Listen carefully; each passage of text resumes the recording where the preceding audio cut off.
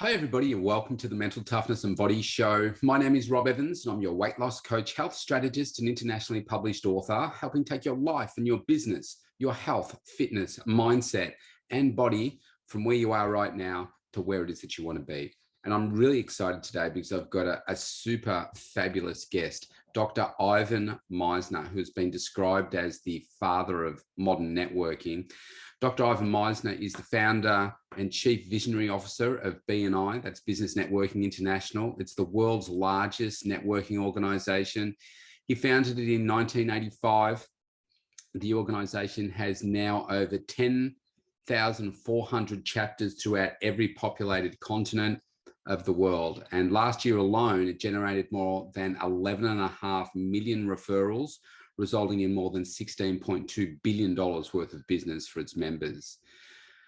Dr. Misner is a New York Times bestselling author. He's written now over 26 books, including his latest one, which is called Who's in Your Room. He's also a columnist for the entrepreneur.com and has been a university professor as well.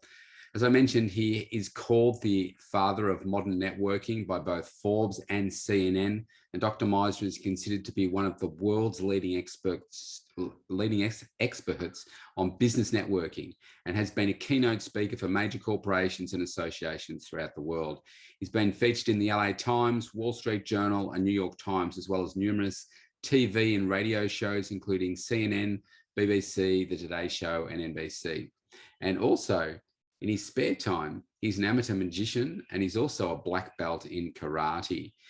So you are going to get so much value out of today's call. I'm so pleased to introduce Dr. Ivan Misner. Dr. Ivan Misner, welcome to the Mental Toughness and Body Show. It's such an honor to have you on the show today. Thanks, Rob. I appreciate being on, and please call me Ivan. Ivan, okay. Thank you, Ivan. So Ivan, I wanted to ask you, being the founder of BNI back in 1985 and how it's grown. And I was reading out the numbers just before last year you did something like $16.2 billion worth of sales, 11.5 million referrals. Just incredible. I was just that's what we call thank you for closed business. That's the amount of business our members generated for each other last year. And in the trailing past 12 months during COVID, in the past 12 months, as of today, we did 18 billion in thank you for closed business for our members. Yeah, it's crazy, isn't it? Just those numbers. So I'm just wondering, when we go back to 1985 and you think how it's grown now, when you hear those numbers, what does that do for you? You know, I am just humbled by what BNI has become. It has far exceeded my expectations in terms of the impact that it has on local communities, business people in local communities around the world. Now, I thought, not when I started it, but the year after I started, I thought someday we could have 10,000 chapters, and we hit that last year. Yes. But the sheer volume of business that's generated for members is mind-boggling to me. Yeah, it's phenomenal, isn't it? Yeah, it really is. So perhaps people that are maybe hearing about BNI for the first time, could you maybe just, because it's quite unique, tell us a little bit about BNI and how it works? Well, BNI allows one person per profession to join one of the chapters. So there's, one lawyer, one banker, one chiropractor, one real estate agent. Now you might have a couple of lawyers in different specialties. You might have a commercial realtor and a residential realtor, but one person per professional category. And we literally get together every week. So we have over 10,500 meetings every week. Yeah. Now, up until COVID, that was all in person. Since COVID, we went online, but now we're going back to some in person, some online, and some hybrid meeting in person sometimes and online sometimes. But to over 10,000 groups meeting every week all around the world. And at those meetings, members pass each other referrals. Yes. Yeah. Nice summary. So one of the things that I've noticed, being in business like 12 years now, you go to a number of different networking events, but the uniqueness of BNI is really quite special. And one of the things that I noticed that makes it different is the accountability. The accountability, yeah. Yeah, Yeah. see, you're absolutely right. And most people don't get this. When I started BNI, I went to some networks that were really mercenary, and everyone was trying to sell to me. And, Yes. I felt like I'd been slimed and I needed to go home and get a shower. And then I went to these other networks that were all social. It was happy hour and hors d'oeuvres, Yeah. and there was no business being done. The challenge in a network is that friends don't like to hold friends accountable. Yes. And so we try to tell people, look, you have to have accountability. With hockey without rules would be boxing on ice. Yeah. You got to have rules. You got to have systems. Yes. You have to have processes. And the key is to apply those rules and the accountability more like Mandela than Attila. And, Yes. Groups who get that and do it effectively and hold people accountable with tough love are the ones that are going to be really successful. So accountability is actually one of our 7 core values. So I'm curious because I'm obsessed by success, and I like to think about, like the moments that you started BNI and that kind of thing. I'm just curious, how long did it take you to, because I'm sure you didn't get the accountability things right the very first go and said, we need all these things, bang, that's it. So how did you go about identifying what was important, and how long did it take you to get it right when you first started? Well, I mean, overall, I like to tell people I'm a 20-year overnight success. It took 20 years to really build an impressive business. And it's now 37 years running BNI. I think the key is culture. Culture eats strategy for breakfast. Culture is the secret sauce to a successful organization. So how do you create culture? And I've got a slightly different perspective than what I've ever read anywhere. Here's how I think you create a culture in an organization. It starts with processes that work. You observe processes in your operation that you really got, like, this works. And I need to do more of this and less of that. So you're focusing on the processes that work. Those processes become your traditions. Your traditions are the things that you do that you tell stories about. Once we started doing this, this is what happened, and here's how we did it. And your traditions are the storytelling of successful elements. So you go from processes to traditions. Traditions become core values.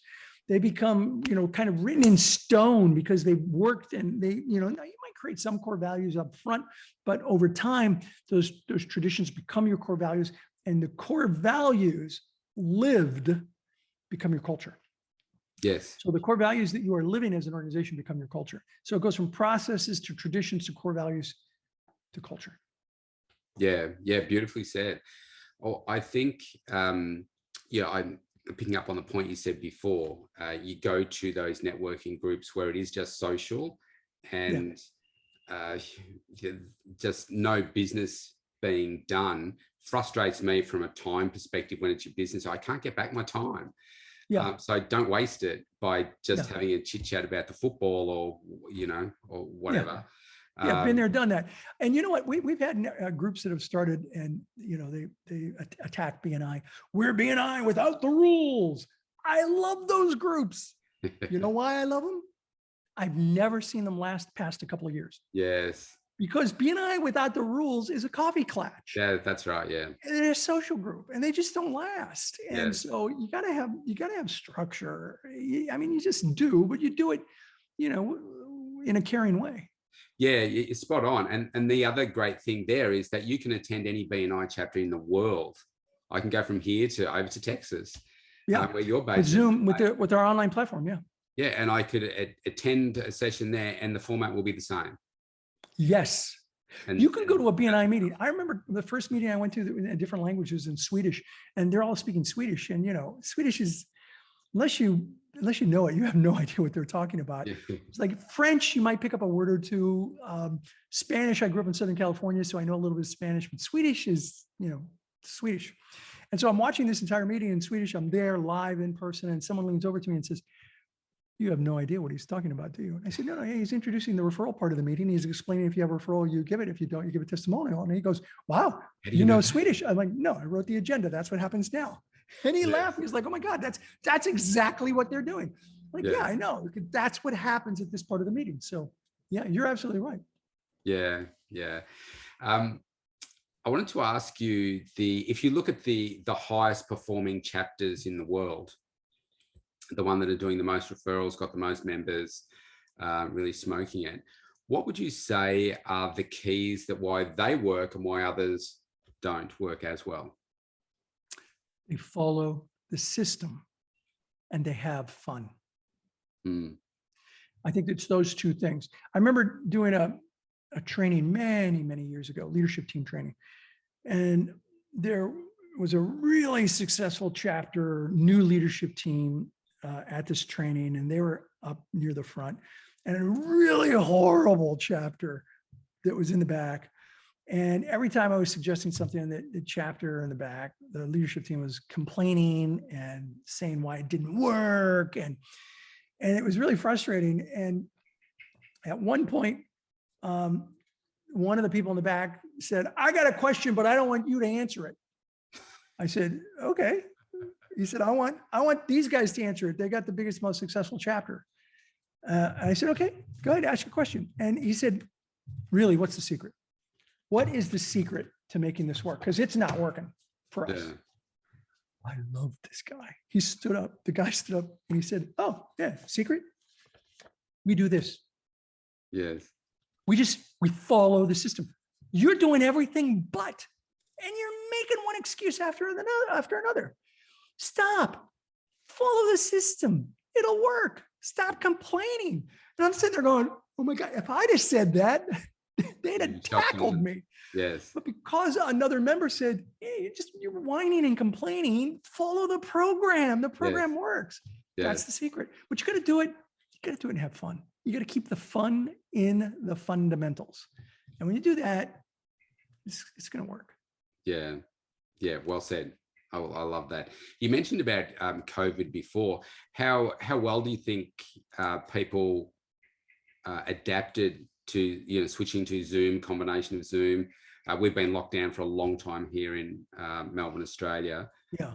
How well did that go for people? So it's changed. Well, look, it depends on the person. I can tell you this, overall, BNI has grown. During the 2 worst years I have ever seen in business, BNI has grown. Yeah, and so that tells me that, we're still making a big impact in chapters and local communities around the world. So I think the key is in recognizing that you need your network today more than ever. Yes. Groups like BNI, your network, is a beacon of hope in a sea of fear. And when you're working with people who know, like, and trust you, and they're there to help you, that you can work your way through challenging times. And I think mindset is so incredibly important. Yes. One of the things when COVID hit, originally, one of the things I told everybody is stop watching the news and don't obsess over the news. Yeah, and the numbers. You gotta know what's going on. So I said, look, I get my news on apps. Yes. So I pick and choose. The news, I don't know what it's like in Australia, but in the United States, they shouldn't be called news stations. Yeah. They should be called opinion stations. Yes. Yeah, it's like that here. What you're mostly getting are opinions, not news. And so I said, actually, I didn't say stop watching. I said microdose the news and do apps rather than watch. Because I was seeing so many people obsessing over what was going on. Yes. And then they put that in their head. What you put in your head comes out in your behavior. Yeah. And so mindset is so important. And I think that you got to go into this with the opportunities that exist. And there are opportunities. One of my favorite was in Australia, where they'd shut down everything. The bars were closed down. Yep. We had a BNI member who was a microbrewery, and he did a 1-to-1 on Zoom with another BNI member. And the BNI member said to him, "How's it going?" The brewery said, "Man, I've lost all my business." And he said, "Well, you have a lot of alcohol, don't you?" And he said, "I literally have vats of alcohol." He said, "Have you thought about becoming a hand sanitizer business until we're past COVID?" And he's like, "No." And so that's what he did. Yes. He pivoted from being a brewery, which was not an essential business, to being a hand sanitizer business. He was able to hire all of his people back. Yeah. Physically distance them and make hand sanitizer, which saved his company. And that's what I mean by mindset. Look for the opportunities. Don't just obsess about the problems. If all you do is obsess about problems, you become an expert Yes. at problems. We have to look for solutions. Yeah, one of the things that I found here, because we were locked down for so long, like over 300 days over the last 18 months, and it's I just magnified what people have been going through. I think in their life. If you're doing great, then it got it greater. If you were really struggling, then you really struggled. Yeah. And it's I've loved COVID. It has provided so many different opportunities for me. This particular podcast that we're speaking on right now was birthed out of COVID when it first started. And I've had a great 2 years as a result of it by looking for those opportunities. I'm wondering, given, yeah, I know it's different all over the world, but have you learned anything about yourself through going through COVID the last 18 months?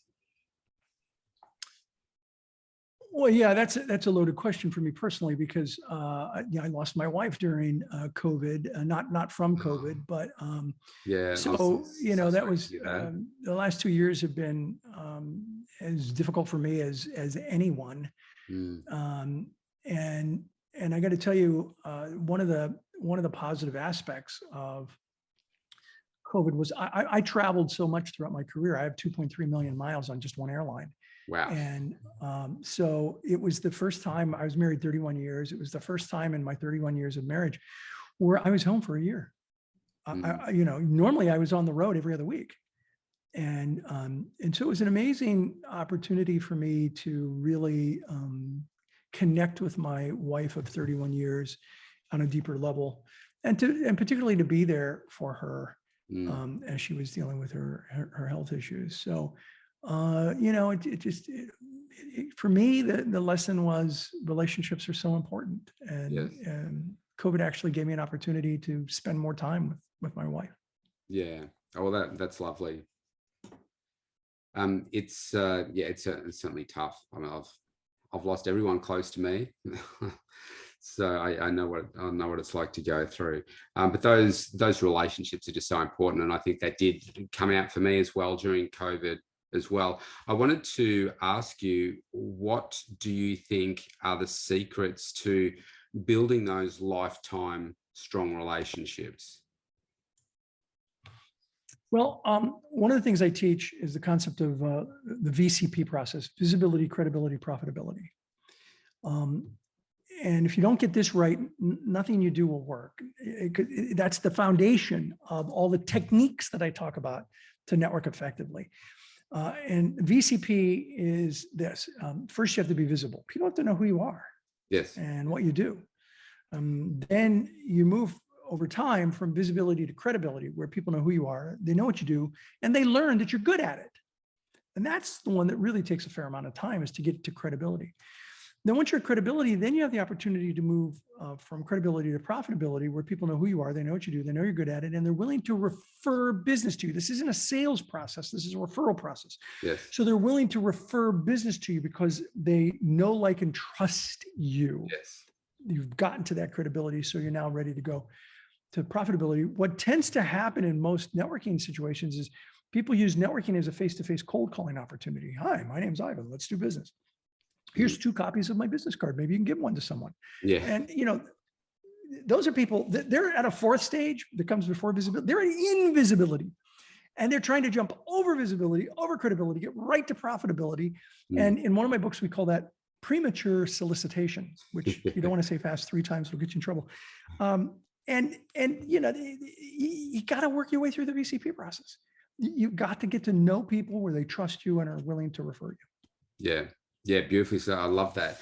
The I know, like, and trust is so true. And a lot of people, do want to jump those steps, and it makes it so, it's such a turn off. It is, especially if you're networking up.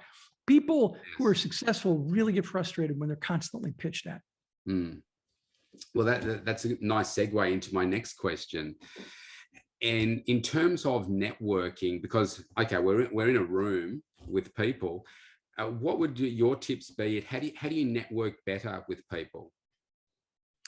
Well, the first thing that you want to do when you're networking with people is to find out areas of their interest and find overlapping areas of interest or things that you can talk to them about that they're most interested in. And whenever possible, if you're able to add value, this is particularly true in networking up or certainly peer-to-peer. If you're able to add any kind of value to them, then you're networking very effectively. Let me give you an example of what I'm talking about. Yeah, great. I've had an opportunity to go to Necker Island on a number of occasions. That's Richard Branson's private island. I was just there actually about a month ago. Oh, nice. And several of the times that I was there, I really wanted to do a video with Richard, but I didn't want to be one of those guys who's, hey, Richard, would you do a video with me, please? And so I didn't want to do that, but yet I did want to do a video with him. And so I just, got on Google to find out what he was working on at the moment. And at the time, the first time I did a video with him was on the B team, which is about the business team and how business can be noble and it can do things that government can't. It can do it quicker. And so when I saw him on Necker, I said, tell me about the B team. It sounds really interesting. And he just lit up. He was very excited. And I said to him, how can I help you in promoting that? And he said, well, I don't know. You run this network, tell your network about it. I said, okay, great. Would it be of any benefit to you to do a video where you talk about the B team? And I'll get that out to my membership and to the public. And he's like, yeah, that'd be great. Let's do it. And so if you go back, you'll see 2 videos that I did with Richard over the last several years in my visiting there, where I just asked him, how can I help you? What can I do? And so he wanted to do these, which also helped me. So I helped him and helped me. And that's what you want to do, is you want to find ways to add value to the other person. So if you can do it, yeah, that's a fantastic example. Well done too. That's really great. Let's say that it's not somebody as high as Richard Branson. You're in the room and you haven't had the chance to, pull out the Google machine and do that. Does that mean you become, you want to become just like the master of asking questions to try and get to understand what that person's needs are? Yeah, it's very important that you ask questions. A good networker has 2 ears and 1 mouth and should use them both proportionately. Yes. A good networker is like a good interviewer. You're asking me questions and you're letting me elaborate. Yes. That's what a good networker is. A good networker asks people questions and they allow people to elaborate. And so what you want to do is ask questions and sort of drill down to find areas that they get really excited about and areas that you think you might be able to help in some small way or big way. And then take that opportunity to talk to them about how you might be able to help. And I don't mean I can sell you something that will help you. That's not what I'm talking about here. Yes. I'm talking about truly adding value, not trying to sell to someone. That's what givers gain. Our principal core value in BNI is givers gain. Yes. And giver's gain to me is more than a phrase. It's a way of living one's life. It's a perspective to view and interact with the world. It's an attitude, not an expectation. Yes. And when it's applied properly, it'll change your life. And when it changes enough lives, it'll change the world. Yeah, that's really well said. One of the things that I approach relationships with is like I'm looking for a relationship for life. If I want to do business with somebody, it's like this is a lifetime relationship. So I'm not going to try and shortcut things and say, right, okay, well, if I want to do business with you, Ivan, say, okay, well, by the end of this call, I've got to have you sign a contract. It's like, well, no, we've got to say, okay, this is going to take a long period of time and you've got to do the right thing. And not just look for the fast dollar. You're looking for the long-term relationship. And that normally means you've got to sacrifice a bit up front if you want to have a long-term relationship with someone that's more successful than you. You're right on the money. Networking is more about farming than it is about hunting. It's about cultivating relationships with people. Yes. Yeah. Nice. Ivan, one of the areas where I've found that I've personally grown the most is through my failures. And I don't mind saying that out loud because we've all had them. But the growth on the other side of failure has just been phenomenal. And there's probably been 5 big life change events for me where that has occurred. I'm just wondering, has there been something that you're prepared to talk about that you would say has been, this has been a big failure and what I learned from that? Yeah, look, I think I like to define myself by my successes, not my failures. I think my failures are my tuition Yes. that I pay to achieve success. And let me tell you, I paid a lot of tuition. I've made lots of mistakes throughout my career. And I'm working on a book right now called The Third Paradigm. And the story that is threaded throughout the entire book is an example of one of my biggest failures. Okay. That became one of my biggest successes. But at one point, it was absolutely my biggest failure. And had I stopped at that point, it would have been ugly, very ugly. And so, yeah, I think the key is to recognize when you've failed at something and to figure out what do you want to do with it. Maybe sometimes it's time to walk away. Yes. For me, it wasn't time to walk away, but it was time to reinvent the project. And the book I'm writing is called The Third Paradigm, and it's about co-creation. And I reinvented it by co-creating a different version of, in co-creation, it's about people getting together and actually creating as a group Yes. the thing that you're trying to achieve. And so look for the book. It should be out next year. It's called The Third Paradigm. Okay. Yeah, we'll do. Yeah, fantastic. Final question. Well, actually, I've got two more questions, but this one, you mentioned Richard Branson there before. Who is on your wish list of of people that you would like to either connect with, do business with? That's a great question. I don't have a list of people that I necessarily want to meet. I mean, there were a handful of people that I really wanted to meet. Nelson Mandela, I really would have loved to have met during his lifetime. There's not a lot of people that are on my list of people that I really want to meet, but I like to meet people who are not necessarily really well known, but who are really successful. I just did a trip to Antarctica. I mean, I literally got back 2 days ago. Oh, wow. And on the ship were 3 billionaires. Yes. And if I told you who they were, you'd have no idea who they are. Yes.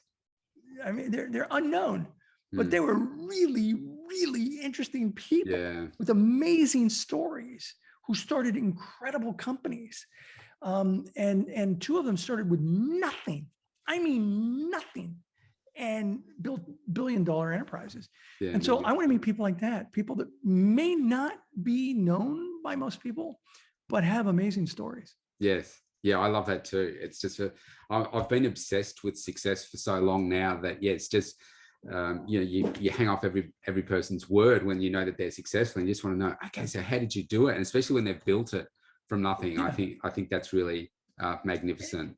And the amazing thing about this Antarctic expedition, most people had no idea sitting at their table was a billionaire. And that's great. Because with all three of them, their ego did not enter the room before they did. And so they were, kind of low key. They definitely had strong opinions, but they didn't tell anybody, how successful they were. That's why I like Google. So, I figured it out. I love meeting people like that. Yeah, wonderful. Ivan, my last question for you is, if people are listening and you've now just tickled their fancy around BNI and how powerful it is, what's the best way for people to see how they can engage with a chapter nearby them? Yeah. BNI.com. Go to BNI.com and do a search on a chapter.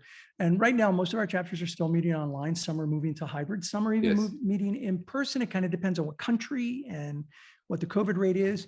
But you can go to an online chapter if you'd like. And, we have, I think, 600 chapters that started online, have never met in person. Yeah, wow. And they may never go to meet in person. So BNI.com, there's a search function where you can put in information and find out. And also I have a blog, ivanmisner.com, just information. I write about networking and I write about business, a lot of content. I've been doing 2 blogs a year since 2007. I mean, 2 blogs a week since 2007. So hundreds and hundreds and hundreds of blogs. And 26 books and the 27th one on the way. Yeah, 26. And actually I'm working on 2 more, including that one. So yeah. What's your turnaround time for a book? How long does it take you to? It really varies. To write it? My goal is to do about a book a year, roughly a book every year and a few months. But one book might take 4 years. I think the longest it took me to do a book was 4.5 years. Other books I can do in 6 months to a year. Yeah, Depends on fantastic. the content and my co-authors. Yeah, fantastic. Ivan, it's been fantastic and an honor to have you on the show today. I didn't mention this at the start before we pressed record, but it was years ago. It was probably, oh golly, maybe 7 years ago. One of my chapter events, we connected with you, and I stood up and I got an opportunity to ask you a question back then. And from that moment, I thought, gee, I'd love to do an interview with you one day. So we've just done that. So anytime, my friend. I've got more books coming out. So if you want me to talk about some of the books that are coming out, well, I'll have my eye out on this latest one coming up. It sounds really great. I'd love to read all about it. Thank you so much for your time today. I'd love to come and sit by a fireplace and read books with you. Fantastic, Rob. Thank you so much for having me on. I really appreciate the opportunity. No worries. Thank you so much. Thanks.